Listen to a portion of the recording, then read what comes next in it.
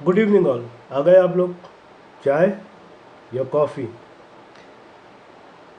खैर, एक चाय उन लोगों के नाम जिनका मेरा लेक्चर सुनने के बाद सर में दर्द होने वाला है। तो आज का हमारा लेक्चर है मातृभाषा और हिंदी शिक्षा। ठीक है। मातृभाषा वो भाषा होती है जो हम अपने समाज से सीखते हैं, अपने माँ बाप से सीखते हैं, और जो कि हमारे घर में बोली जाती है। समाज में आने के बाद सबसे पहली चीज़ जो हम अर्जन करना शुरू करते हैं, जो हम जोड़ना शुरू करते हैं, जो हम एक्वायर करना शुरू करते हैं, वो मातृभाषा ही होती है। अपने घर के लोगों से, अपने पेरेंट्स से, अपने आसपास से। मातृभाषा का मतलब वो भाषा नहीं है जो माताजी सुबह में बोलती है कि जो लेट उठेगा वो अपना नाश्ता खुद बनाएगा। मातृभाषा से मतलब है जो हमारे पेरेंट्स भाषा बोलते हैं, वो मातृभाषा कहलाती है। जैसे हमारी मातृभाषा हिंदी, तो हिंदी हमारी मातृभाषा है, इसमें कोई शक है ही नहीं। इसके बाद हम बात करते हैं कि हिंदी शिक्षण कैसे किया जाता है। पहली बात तो एक चीज़ ये समझिए कि एजुकेशन साइकोलॉजी यानी कि शिक्षा मनोविज्ञान में टीचिंग को 3 पार्ट्स में बांटा गया है। पहला पार्ट ज्ञान, यानी कि जब हम टीचिंग करते हैं तो ज्ञान का आदान प्रदान होता है। और ये ज्ञान का आदान प्रदान सिर्फ ऐसा नहीं है कि टीचर स्टूडेंट को ज्ञान देता है, कई बारी स्टूडेंट भी टीचर को ज्ञान देते हैं। मान लीजिए मैंने आप लोगों से ये सीखा है कि एक टीचर की तरफ देखते हुए, अटेंटिव रहते हुए आप किस तरह टेबल के नीचे व्हाट्सएप पर रिप्लाई कर सकते हैं। ये ज्ञान मुझे नहीं आता, मैं उसमें बहुत कमज़ोर हूँ, और शायद कभी ट्राई करूँ तो पकड़ा भी जाऊँ। मेरे फेशियल एक्सप्रेशन ऐसे होते हैं कि मैं पकड़ा ही जाऊँगा। ठीक है।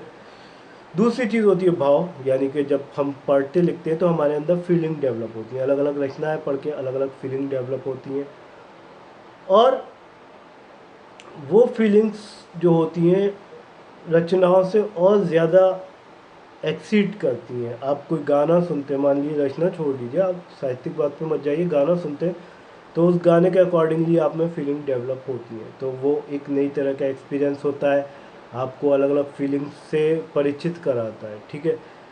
और तीसरी चीज़ हमारी जो होती है वो होती है कौशल, यानी कौशल का मतलब स्किल्स। तो जब हम पढ़ाते हैं टीचिंग प्रोसेस में तो स्किल्स जो है वो एक्सचेंज होती है। टीचर्स स्टूडेंट की स्किल्स सीखता है, मतलब कि किसी स्टूडेंट में कोई अच्छी बात है टीचर सीखेगा, या फिर स्टूडेंट टीचर की स्किल सीखता है। अगर टीचर में कोई अच्छी बात आपको लगती है तो वो आप सीखोगे। ठीक है। और स्किल का एक मतलब ये भी होता है कि टीचिंग करने के लिए और जो आपको टीचिंग कराई जा रही है उसको एब्जॉर्व करने के लिए स्किल्स डेवलपमेंट की ज़रूरत होती है। बिना स्किल के ना कोई टीचिंग कर सकता है, उसके लिए एक पर्टिकुलर स्किल होता है। अगर आप किसी इंजीनियर को ला के खड़ा कर दोगे तो वो इतना एक्सप्रेसिव नहीं होगा कि वो टीचिंग कर पाए, तो उसके लिए एक अलग स्किल्स की ज़रूरत होती है, और टीचिंग को अपने अंदर एब्जॉर्व करने के लिए एक अलग स्किल की ज़रूरत होती है। ठीक है। यानी कि जो शिक्षा मनोविज्ञान है उसने शिक्षण को 3 भागों में बांटा: भाव, ठीक, ज्ञान और कौशल। अब हम बात करते हैं हिंदी शिक्षण की। हिंदी शिक्षण को 2 भागों में हम बांट के देखते हैं। पहले प्राथमिक शिक्षा, दूसरी उच्च प्राथमिक। प्राथमिक प्राइमरी एजुकेशन। आप अगर कभी गौर किया हो, आप पढ़ते हुए ही आ रहे हैं, इसमें कोई शक नहीं है। तो दोनों तरह जो टीचिंग का लेवल होता है वो अलग होता है। ठीक है। प्राइमरी लेवल पे आपको अलग तरह की टीचिंग मिलती है, और उससे ऊपर के लेवल पे आपको अलग तरह की टीचिंग मिलती है। क्योंकि आप भविष्य के टीचर हैं तो आपको ये पता होना चाहिए कि इन दोनों में अंतर क्या होता है। तो पहली बात जो शिक्षण से रिलेटेड है, सबसे पहले हम लोग बात करेंगे प्राथमिक शिक्षा की। तो प्राथमिक शिक्षा में 3 पार्ट होते हैं। पहला होता है ज्ञानात्मक उद्देश्य, दूसरा होता है कौशलात्मक उद्देश्य, तीसरा होता है अभिव्यक्तात्मक उद्देश्य। ठीक है। ज्ञानात्मक उद्देश्य ये होता है कि ज्ञान आत्मक उद्देश्य में आप जो ज्ञान देते हैं, किस तरीके से आपको ज्ञान का एक्सचेंज करना है, बोध कैसे कराना है, जो विषय वस्तु है उसका मीनिंग कैसे बताना है, या फिर आपको किस तरीके से उसको बच्चों को एब्जॉर्व करने के लिए बिल्कुल इजी बना देना है। तो ज्ञानात्मक उद्देश्य में 3 भाग होते हैं: भाषा तत्वों का ज्ञान, वैचारिक विषय वस्तु का ज्ञान, और रचना के विविध रूपों का ज्ञान। पहले तो बच्चों को भाषा पे कमांड होगी, तभी जाके वो लेसन समझ पाएंगे, ठीक है। दूसरी बात, उनके अंदर ये खासियत डेवलप हमको करनी है कि वो कोई रचना पढ़े तो उस पर विचार कर सकें। विचार कर सकें का मतलब उसको समझ सकें, उसके अंदर का जो मर्म है, जो इमोशन है, उसको एब्जॉर्व कर सकें। और तीसरी चीज़, अलग अलग रचनाओं को अलग अलग तरीके से कैसे लिखा जाता है, कैसे पढ़ा जाता है, कैसे समझा जाता है, किस रचना का क्या उद्देश्य होता है, क्या मोटिव होता है, क्या शिक्षा देती है, किस तरीके की रचना किस तरीके से पढ़ी जाए जो अच्छी लगे, ये आपका इसी ज्ञानात्मक उद्देश्य में आता है। दूसरा हम लेते हैं अभिवृत्तात्मक उद्देश्य। अभिवृत्त्यात्मक उद्देश्य जो कहलाते हैं वो पॉजिटिव एस्पेक्ट कहलाते हैं। पॉजिटिव एस्पेक्ट यानी मातृभाषा के जो साहित्य होता है उसमें आपका इंटरेस्ट होना चाहिए, और उस इंटरेस्ट के थ्रू आप अपनी संस्कृति को, अपने समाज को, अपनी नैतिक वैल्यू को, अपनी मानवीय वैल्यू को समझेंगे, ठीक है। तो ये तो 2 उद्देश्य आपके हो गए। और तीसरा उद्देश्य होता है कौशलात्मक उद्देश्य, ठीक है। कौशलात्मक उद्देश्य से आप चीज़ों को गौर से समझें। गौर से तो समझ ही जाएंगे, मतलब गौर से सुनने का, शब्दों के पीछे छुपे अर्थों को मालूम करने का, या फिर कोई रचना है उस पर विचार करने का कि ये रचना बेसिकली कहना क्या चाहती है, या फिर कोई समस्या प्रधान रचना है तो उसकी समस्या को समझने का, उसके समाधान के प्रति सोचने का, ये होता है आपका कौशलात्मक उद्देश्य। कौशल यानी स्किल्स। आपके अंदर इतने स्किल्स डेवलप हो गए कि आप रचना पढ़ भी रहे हो, उसे एब्जॉर्ब भी कर रहे हो, अपने साहित्य से कनेक्ट भी कर रहे हो, और उसके अलावा आप ये भी देख रहे हो कि इस रचना के पीछे का मोटिव क्या है। यानी कि कौशल आने के बाद, स्किल आने के बाद, आप एक विचारशील जो मतलब विचारशील छात्र तैयार करते हो।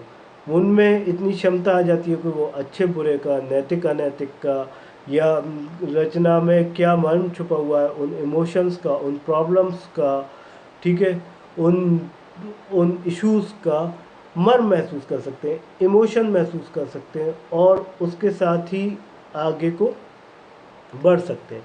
अगला हमारा जो है वो है उच्च प्राथमिक शिक्षा। तो इसमें एक कौशल और बढ़ जाता है, वो कौशल होता है रचनात्मक कौशल। यानी कि आप जब प्राइमरी लेवल पे होते हो तो आप ऐसे कैसे नहीं लिखते हो भाई, मतलब कि आप निबंध कैसे लिखते हो। निबंध कैसे लिखते हो आप, सिंपल है, आपको बताया मेरा प्रिय खेल, हाँ, या मेरा प्रिय मित्र, जबकि मित्र कभी प्रिय होते नहीं, ठीक है। तो मेरा प्रिय मित्र पे आपको एक ऐसे दिया जाता है, आप उसे याद कर जाते हो, ठीक है। मेरे प्रिय मित्र का नाम XYZ है, वो पढ़ाई में बहुत अच्छा है, वो मुझसे बहुत प्रेम करता है क्या, नहीं करता है। तो ये जो कौशल है कि रट के आपने लिख लिया, विचार आपके नहीं है, यानी कि आप में क्रिएटिव पावर्स नहीं आई, आप किसी चीज़ को लेके क्रिएशंस नहीं कर सकते। तो उसके लिए ज़रूरी होता है कि आप में रचनात्मकता आनी चाहिए। रचनात्मकता यानी क्रिएटिव स्किल। जब तक आप में क्रिएटिव स्किल्स नहीं आएंगी तब तक आप अपने विचारों को व्यक्त नहीं कर सकते। एक राइटर की क्या खासियत होती है, क्यों समाज में उसको इतनी इज्जत मिलती है, क्यों उसको बहुत ज़्यादा पढ़ा जाता है, क्यों हम सब लोग एक राइटर के इमोशन से कनेक्ट हो जाते हैं, क्योंकि उसमें क्रिएटिव स्किल्स होती हैं। वो इमोशंस को इस तरह पोर्ट्रे करता है, इस तरह दिखाता है कि आप जो है उसे कहीं ना कहीं अपने आप से कनेक्टेड महसूस कर सकते हो। यही एक आर्ट होती है एक राइटर की, यही एक रचनात्मक स्किल्स होती है, सॉरी, रचनात्मक जो आपकी विशेषता होती है वो यही होती है कि वो अपने आप को, अपने इमोशंस को बहुत ही खूबसूरती से पोर्ट्रे कर सकता है। ठीक है, तो जब हम ऊपर लेवल पे पहुंच जाएंगे तो जाहिर सी बात है हमारा बौद्धिक विकास होगा। ठीक है, जो कि कुछ ही केस में नहीं होता है, लेकिन ऑलमोस्ट हो जाता है। तो हमारा बौद्धिक विकास होगा और उस बौद्धिक विकास से हम में रचनात्मकता आएगी, यानी कि हम लोग ये अपने विचारों को सुंदर तरीके से, इस तरीके से कि सामने वाला हमारे विचारों को पढ़ के महसूस कर सके, व्यक्त कर सकते हैं। तो यही रचनात्मक कौशल हमारा जो है उच्च प्राथमिक लेवल पे हम में आता है। तो ये थे कुछ तत्व। और मातृभाषा जो हिंदी शिक्षण या मातृभाषा शिक्षण हम लोग कह सकते हैं, क्योंकि हमारी मातृभाषा हिंदी है। तो उसके कुछ तथ्य जो मैंने आपको बताए ये आपके सिलेबस में हैं। किताब खोल के देखिए टाइम मिले तो, वैसे आप लोग बिजी लोग हो। तो ये जो है एक टॉपिक हमारा कवर हो गया। इससे आगे को हम बात करेंगे राष्ट्रभाषा की। राष्ट्रभाषा क्या होती है और उसके क्या क्या तत्व होते हैं।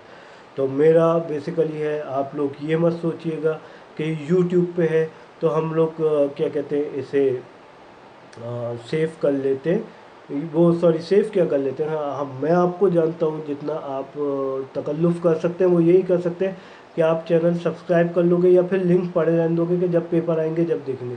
उससे बेटर है इसे सुनिए, कॉपी उठाइए, अपनी लैंग्वेज में नोट्स बनाइए। ठीक है, वो आप अपनी भाषा से अच्छी तरह आपको कोई नहीं समझा सकता जितना आप अपनी भाषा में समझ सकते हो, और आपकी राइटिंग आप ही समझ सकते हो।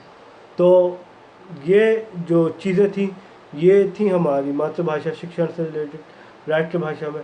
अच्छा, एक और चीज़ के जिन लोगों ने मतलब रोज़ कहते हुए अच्छा नहीं लगता, but you are so careless कि आपको हर बारी रिमाइंड कराना पड़ता है कि जिन लोगों ने क्या कहते हैं सब्सक्राइब नहीं किया है वो लोग सब्सक्राइब कर लें, ताकि आगे जो टॉपिक्स हैं।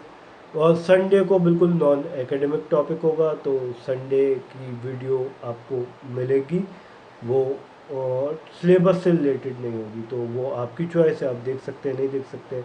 बहरहाल ये जो मैंने पढ़ाया ये इंग्लिश पेडागोगी में भी आएगा और भी मतलब आएगा। ये पेडागोजी का एक ऐसा पार्ट है जो कि आपको पढ़ना ही पड़ता है, तो इसलिए आप जो नॉन हिंदी वाले लोग हैं वो भी इसको देखें, ताकि क्योंकि हम लोग अपनी बोली में ज़्यादा अच्छे से अंडरस्टैंड कर सकते हैं। तो इसको देखें, सब्सक्राइब करें, लाइक करें। और एक चीज़ ये कि आप लोग इन लेक्चर्स को अपने पास सेव कर लीजिए, सेव नहीं करिए, क्योंकि यूट्यूब का कुछ पता नहीं होता, कहीं से कोई कॉपीराइट क्लेम या कुछ आया वीडियो उड़ जाएगी और मेरे पास कोई बैकअप नहीं है। मैं डायरेक्ट रिकॉर्ड करता हूँ, डायरेक्ट डाल देता हूँ, कोई बैकअप नहीं है। तो सावधानी हटी और दुर्घटना घटी। तो आइए आपके हाथ में। इसके अलावा आप लोगों से यही गुजारिश है कि पढ़ाई करिए, अपने घर में रहिए, और हाँ, मेरी तरफ से एक चाय ज़रूर पी लीजिएगा। मैंने बताया था टॉपिक बहुत ही जिसे कहते हैं रूखा या फिर बहुत ही टिपिकल और बहुत ही सब्जेक्ट बेस है, तो हो सकता है वो इंटरेस्ट ना आया हो, but I try my best. So keep studying, stay home, stay awesome. Good night.